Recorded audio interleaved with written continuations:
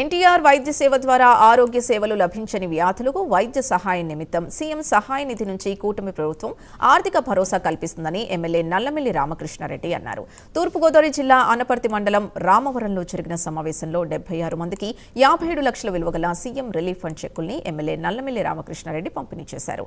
2014-19 నియోజకవర్గంలో పెద్ద ఎత్తున సీఎం సహాయ నిధి నుంచి ఆర్థిక సహాయం చేసినట్లు చెప్పారు. గత వైసీపీ పాలనలో సీఎం సహాయ నిధి చెక్కుల పంపిణీ కార్యక్రమాన్ని పూర్తిగా నిర్వీర్యం చేశారని ఎమ్మెల్యే విమర్శించారు. నమస్కారం. ఈరోజు ముఖ్యమంత్రి సహాయ నిధి కింద ఆరోగ్య సేవల నిమిత్తం 76 మంది లబ్ధిదారులకి ఈరోజు 57 లక్షలు చెక్కులు పంపిణీ చేయడం జరిగింది.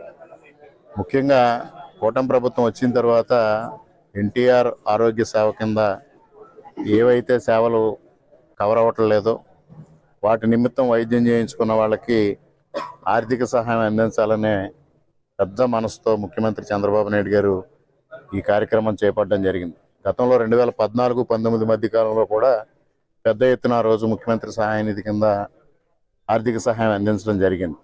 2019 నుంచి 24 వరకు ఈ కార్యక్రమాన్ని పూర్తిగా నిర్వీర్యం చేశారు. జగన్మోహన్ రెడ్డి గారి హయాంలో ఏ విధమైన ఆర్థిక సహాయం రోగులకి అందని పరిస్థితిని మనం చూసాం. మరలా ఈరోజు ఆ కార్యక్రమాన్ని పునరుద్ధరించి ఇది హామీల్లో ఇచ్చిన కార్యక్రమం కాదు, సూపర్ 6కి అదనంగా ఈ కార్యక్రమాన్ని చేపట్టి ఇవాళ ఎవరైతే ఆపన్నహస్తం అందించాల్సిన వ్యక్తులు ఉన్నారో వారందరికీ పెద్ద ఎత్తున ఆర్థిక సహాయం అందించడం జరుగుతూ ఉంది.